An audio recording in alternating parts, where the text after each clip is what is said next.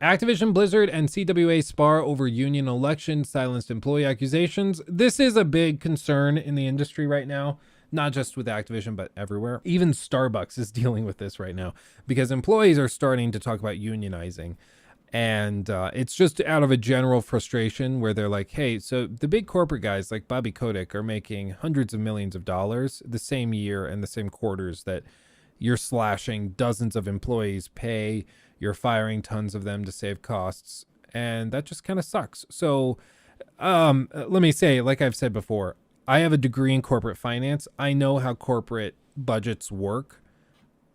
And the whole idea, you know, what you'll hear from some people who are like the union buster types is they'll say, oh, well, you can't unionize because then the company will make less money and won't be profitable. There's a term called ceteris paribus. What that means is all else equal. If everything else stays the same, is that true?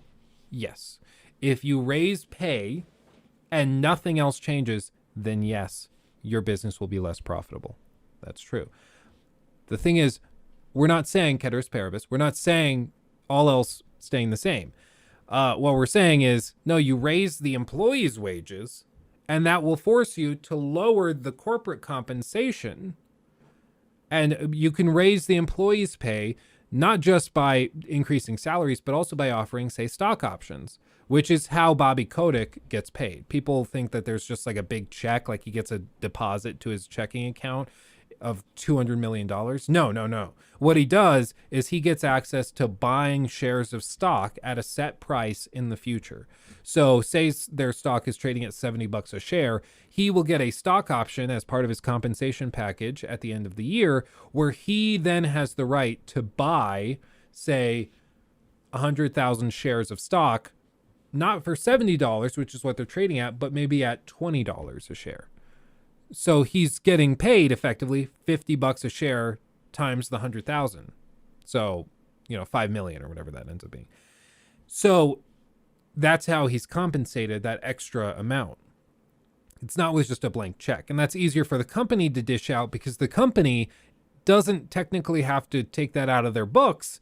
They're just writing that out of nothing. And because the company is valued at this point by Wall Street, they get, you know, it's worth millions of dollars, right? So all the employees are really saying is like, okay, well, if you're going to do this, you should start offering that type of thing to us. Now, some companies do offer lower level employees compensation through stock options. That's true. It's not really a common thing unless you're working in a job usually that I've seen that pays over $150,000 a year, and you have to be fairly educated, meaning like a master's degree, before they'll start giving you stock options. And it's part of this idea that, you know, if you don't have a college degree, if you don't understand the inner workings of the stock market, then you're probably not even going to understand how stock options work. So paying somebody in stock options probably just doesn't really make sense, which whether you agree with that or not is kind of beside the point. The point is that there are ways to balance this out. And when people say, no, we can't raise your pay from, you know, say, I don't know what these designers are making, maybe $30 an hour. We can't raise it from 30 to $40 an hour because we are just limited on budgets and we can't swing that. Sorry.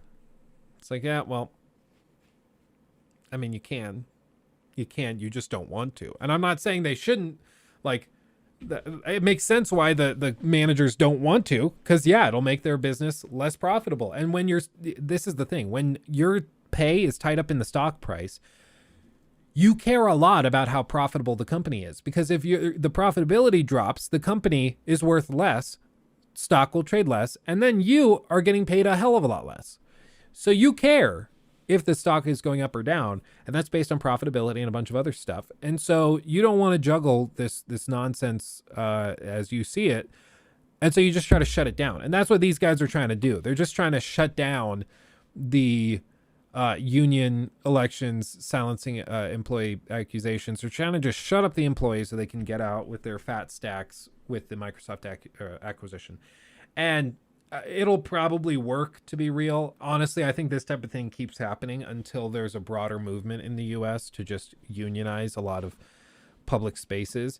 Starbucks is another company that's really tried to smash unionizing. Because a lot of Starbucks employees have tried to unionize. Some stores have. And basically, if you don't know what unionizing is, it basically just means like all of the employees come together and then negotiate collectively.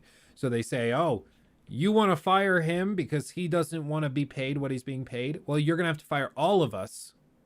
Your entire store, if it's Starbucks, your entire store will quit and walk out if you refuse to negotiate with this person. And they're like, okay, yeah, lose your job, walk out. And then the whole store walks out. And all of a sudden that entire building is empty. There's no, like, they have to shut down the store. That costs the business owner a hell of a lot more than just paying somebody an extra $2 an hour, right? So, and what's funny is like, this is a slight diatribe, but this is what's so funny to me about this. Like, the people who tend to be against unionizing, at least in the US, are like the hyper conservative, financially conservative people, usually on the right. It's a lot of like Republicans usually. And I don't care if you're a Republican, I don't care if you're a Democrat. I have stuff to disagree with you on a lot of stuff, on both sides. But what's funny is that those same people are always pointing at the 1950s as like the golden age. It's like, oh, back in the 50s, we had stuff figured out. It's like the 50s, America was like union central. Every major industry in the US was unionized. It's just so funny to me. They're like, oh, so you you loved it back then, but now you hate it. And, you know, spoiler, back then, people on your side of the aisle also hated it. But you look back at the 50s and you're like, oh man, people were able to afford houses just casually, and everybody seemed to have pensions and they could retire regularly and they would work one job and stay that job for decades. It's like, yeah, that's because of the unions. Like, how do you not? It's not that complicated. Like, I'm shocked you have to understand it. But people just don't tend to think that dynamically. They just kind of echo what they've heard before.